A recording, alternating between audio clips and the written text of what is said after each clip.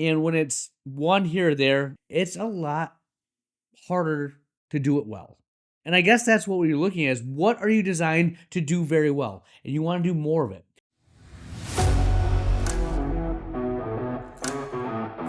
All right, my friends, 2026, you've set some goals.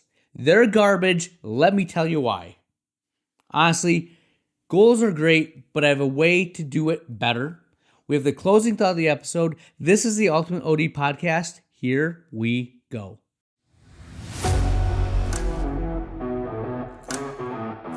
All right, my friends, the Ultimate OD Podcast. Thank you for the likes, the listens.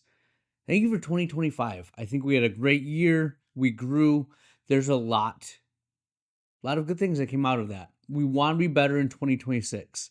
I have some new things. I have a new mic, so let's give feedback on the audio quality. I feel awkward right now because I'm further away from the mic than I'm used to, but we'll work through this. Review of optometric business. I have 2 or 3 articles out now, so if you want to give a read about those, they align very well with the podcast. The podcast is more frequent and it's just easier to talk about things than it is to actually write about them for the depth that I want to go into, but I am trying to raise the bar. The goal of this year is to become the CEO of my practice. And I say that with all sincerity. I want to have that mentality. I want to operate the business well. That's something that I think I've talked about for a while, but I've never really put it into action. This is the start. 2026 is the year of the CEO. One of the things I've heard was once you accomplish all the goals, all the things that you want, what person do you want to be? How do you want people to view you? And a great business owner means more to me than an amazing clinician.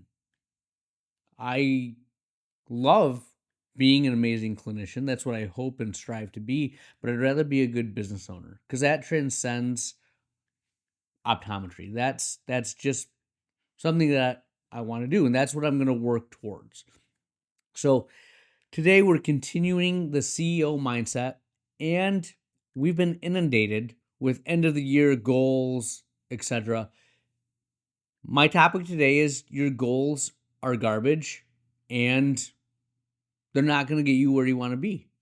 Oh, spoiler alert, goals are necessary, but there's a reason why I said that. So let's get into this.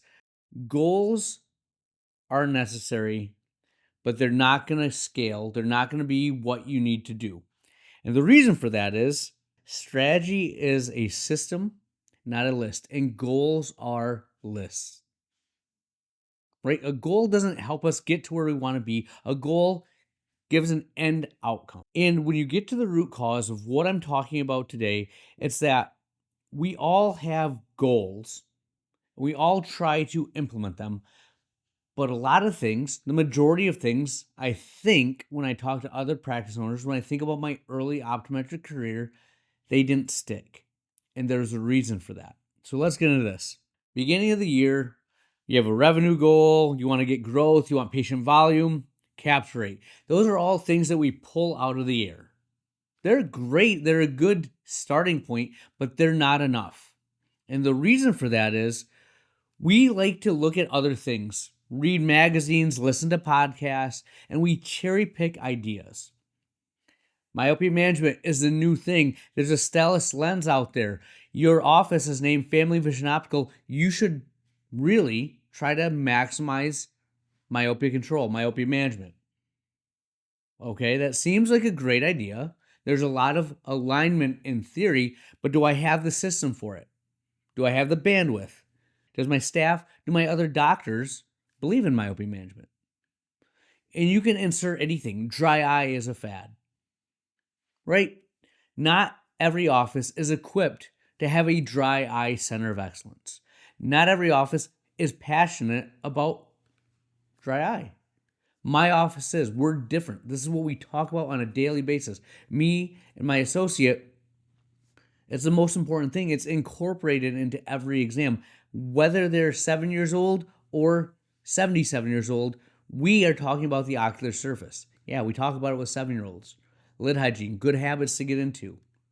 How committed are you? It's really easy to see the latest, greatest, newest piece of equipment and say, hey, that's something we're going to do in 2026. Avalux lenses.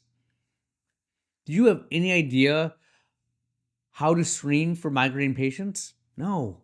The reps come in. Yeah, you can sell this. This doctor over here is doing it great. That doctor that is killing it has a system in place. They have an infrastructure to support the new idea, support the goal. And we just like to pick and choose. And picking and choosing is not going to get us to where we want to be. It's going to give you a lot of, effort, a lot of initiatives, but nothing's going to stick. You're not going to follow through because systems are what are necessary to make these ideas, make these goals happen. And it goes back to one of the previous things I was talking about in a prior episode. It might have been the one right before this, but we are very good at adding complexity into our office. We are very bad at simplifying things. When we pick that new idea, the new shiny object, the new goal, you're putting in complexity to the system. And that's why things get hard. You made it more complex. You made it more difficult. We need to get good at simplifying. And goals are great, but they're outcomes. They're checklists. They don't tell us how to win the game we're playing.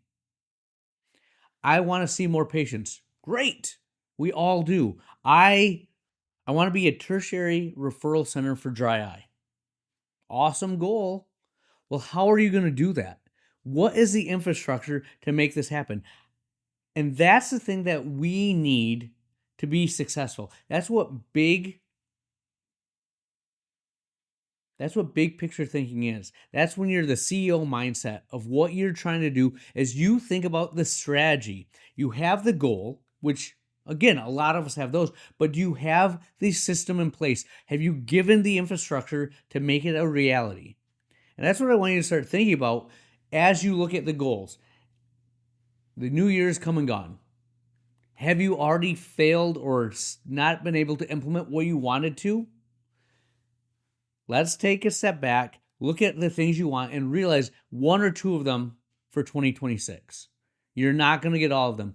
You may get more if the goals you set, if your initiatives are synergistic. And synergy is something that is often overlooked.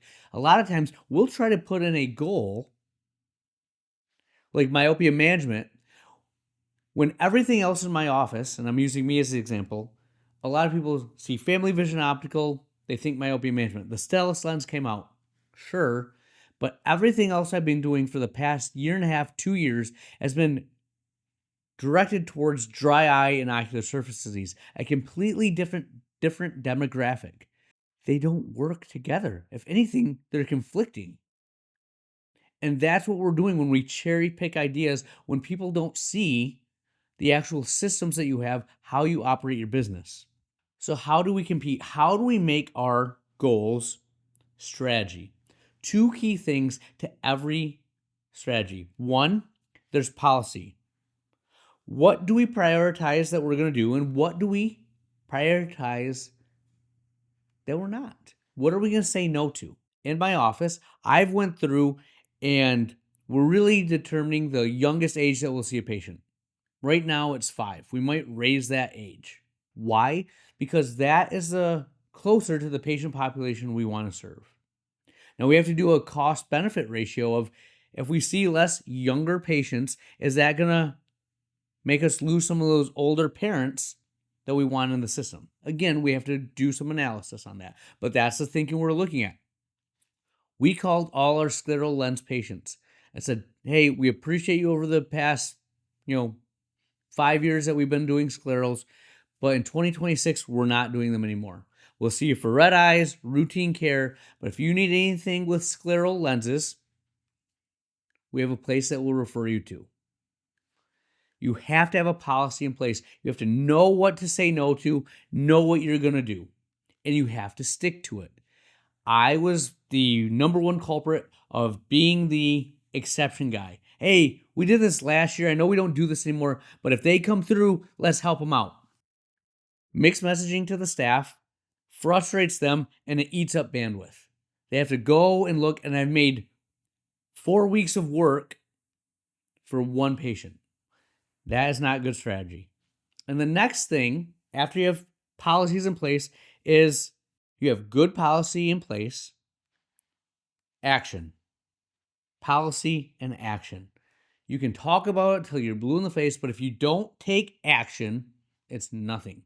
A goal is an outcome that you want to get to without a map, without a roadway. It's an island out here in the Pacific.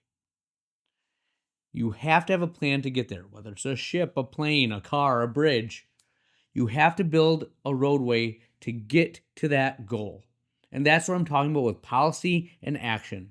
And when you're looking at your office, if these things, the policies and the actions, don't align, you're fighting each other. And that's not synergistic. That's going to wear you out. That's going to burn out your staff, burn out you as a doctor. You're not going to want to try new things, and you're going to regress to the mean because it's safe and comfortable. You have to get uncomfortable to grow. And again, let me elaborate on that. You can't grow without pain. Yes, it's uncomfortable. It doesn't feel good to try something new. But you know what feels even worse? When you try something new without a plan. When you're not putting forth the effort. Now, the plan is going to get revised. But you have to have a way of getting there, and being able to pivot quickly is crucial to success in the early days. One of the things that has helped me in my dry eye clinic is I tried myopia management. I tried vision therapy. I tried scleral lenses. I got really good at presenting to patients and figuring out where it resonated. When I first did myopia management, it was a literal 40-minute presentation. I kid you not, I overkilled the crap out of that. And I just saw people glaze over. I lost a few patients because it was so over the top. Now, when I talk about myopia management, it honestly is about 5 minutes. When I talk about dry eye, 5 minutes. This is what needs to be done. Well, first, this is what you have. This is what that leads to. This is what we need to do. Period. Let's go. People are buying you. They trust us. When you don't have a system in place, you added complexity. You're inconsistent in the execution, and the inconsistency will kill your team. One person does it great, the next person does it horrible. These people are communicating, and they're getting frustrated with each other because they're getting mixed messaging. You haven't outlined the path, what the guardrails are.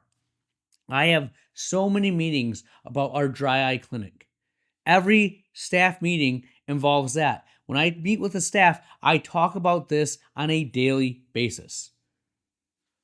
We have a morning huddle, and we're always talking about the things that we emphasize.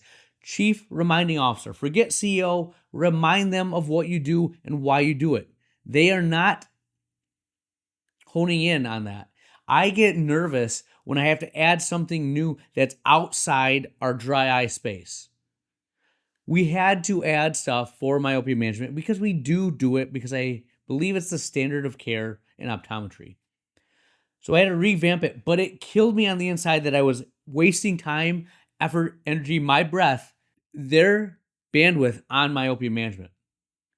Now, thankfully, because I've done this so many times with dry eye, I implemented it exactly like I would a new treatment, a Tixel, an IPL, RF. So it was easy to implement, and that's because I have a system. I've created that, and that helps me achieve the goals I'm trying to achieve in 2026. That's what really separated me last year to the year previous. I had much better systems in place. Now, it took me a while to figure them out, but once I got the framework, I started to do it over and over again. Lather, rinse, and repeat. That's what your staff is looking for. You fail not because the idea was bad, but because the system wasn't designed to support it. What are your systems? Now, realize when we take a step back and you look at your practice, there's about 7 areas that you can put your office into. And this is a system of your business. This is a system of optometry. We all have these. You can tweak it here or there, but the basic 7 things are: 1, you have a clinical philosophy. This is how you define good care, what we believe is worth spending our time on. So, clinical philosophy. Patient type. Who are you intentionally designed to serve? Remember, we're designed at my office for ocular health and wellness, ocular surface disease, dry eye. It's really hard to have that mentality and to see a pediatric patient. It's a completely different mindset when you're seeing a kid. Your staff has to handle it a different way. The doctors have to interact a different way. And when it's one here or there, it's a lot harder to do it well. And I guess that's what we're looking at is, what are you designed to do very well? And you want to do more of it. Again, I'm thinking out loud here, but that's why it's hard for me to eliminate completely pediatric care, because we can do it. It's just not at the level that we want. And it helps fringely serve the population we want to serve. It's taking a step back and seeing, is it enough of a benefit to keep it? Again, and these are the decisions you have to make. Care model. How do visits flow? How long are they? How do you utilize doctors? How do you utilize techs? That's your care model. So those are 3: clinical philosophy, patient type, care model. Team design. What are the responsibilities of your staff?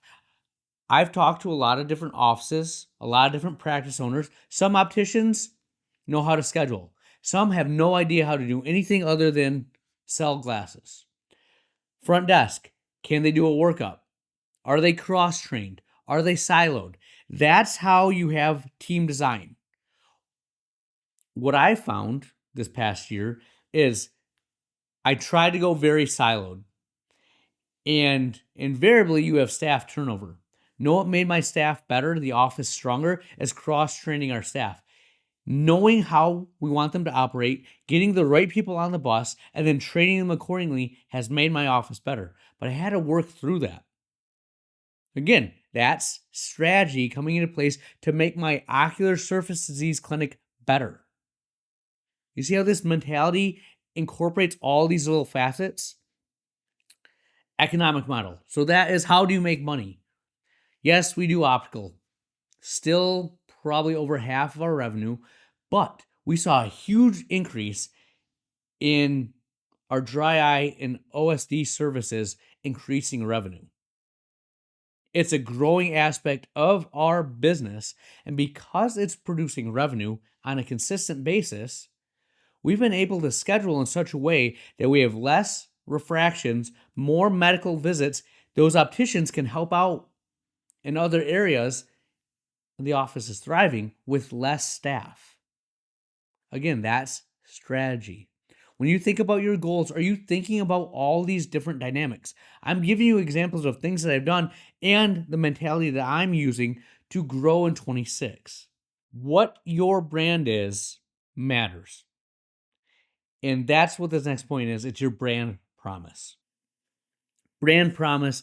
This is who you are. That's what the patient expects before they come to your office.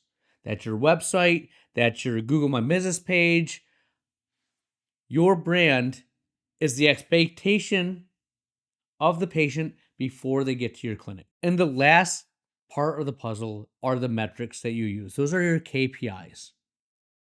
Those are your, incentives for your staff. What you incentivize a patient to do. Whether it's you get a discount if you buy 3 treatments. You buy a second pair, you get 50% off. The metrics that you use, that's your clinic. So let's repeat those 7 things: clinic philosophy, your patients that you're trying to serve, the ideal type, your care model, team design, how you make money, your economic model, what your brand is, that brand promise you're putting out there to the world, and the metrics you use to reinforce and incentivize your staff. Anytime that we change strategy, that system, one of those things, a few of those things are going to be effective. What I've found and what I've read This is not all me because I'm learning this, but I believe when I look back and see at the changes that I've made, why we had 30% growth in 2025, is you realize that if you make a change, does it affect 3 or more of those 7 things?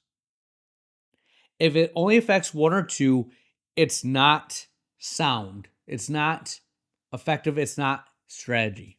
It's noise, right? It's not a big enough change to really have an impact. It's going to add complexity and burn your staff out. You need 3 or more. If 3 or more of those things are going to inherently change because of the strategy that you're implementing, the idea that you're going to do, the roadway, the path to that end goal, then it's worth doing. That's a filter that you can use. Hormozy uses it as a razor. Simplify. You know the goal. What's the change? What's the strategy? Does it affect 3 or more of those 7 things? If it does, let's go. Right? Now, realize it can affect them, but in a negative context. Oh, I'm going to see more pediatric patients. It disrupts every other thing I'm trying to do. That's an idea that shouldn't be pursued unless you're revamping everything. See what I mean? Synergy. Synergistic changes are the key to good strategy. Real world example of this. Not now per se, but in the heyday of Walmart. You have to realize that Walmart right now of today is a behemoth. It is big and powerful, strong. It's the big guy on the block. It's the guy that everyone's chasing. But back when Sam Walton was creating Walmart, it was not that. It was the small superstore in a rural area. And what Sam Walton did was he took all these little stores and redefined essentially what a store was. It's not one single location. It was all the network of stores together. And through that, he created what was supply chain management. At the time, supply chain management did not exist. He created that. And that's why Kmart at that time was bigger than Walmart. And Kmart could have looked at the little things that Walmart was doing. One of them was barcode scanners. And barcode scanners was a quick way to change prices on the fly. They could just change the barcode and change prices. And that was a little piece of the big puzzle. But the problem was that little piece, that little change, didn't coexist with everything else that Kmart was doing. So they tried to cherry pick these little ideas that Walmart did, and they weren't successful. And they fell by the wayside because they didn't understand the system that Sam Walton created, that supply chain, the hubs and spokes, and all the little things he did to create the behemoth that Walmart is now. And that's what we are trying to do when we just cherry pick ideas from other offices and realize this works the other way. Why do all these other doctors write and review of optometric business, have podcasts talking about what they do? Because we're giving you pieces of the puzzle. For you to do what I've done to a T, you need to know my system. And I never really share top to bottom the entire system, and it's hard to do. I'm trying to document it so I can recreate it. The system that I'm doing right now isn't even I can't recreate it in another office without me there. That makes you hard to imitate, hard to duplicate, makes you an N of one.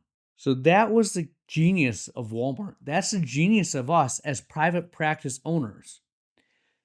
And we have to realize that our goals need to be synergistic and they need to be complementary to what we're trying to do. You need to create a system to support that. That's why goals by themselves are garbage. So that in a nutshell is what I want you to do for the beginning of 2026. And I know I'm speaking in hyperbole when I say your goals are garbage. We need to try something new. But deep down, if you listen to what I've just said and you only have goals and you don't have a strategy, they are garbage.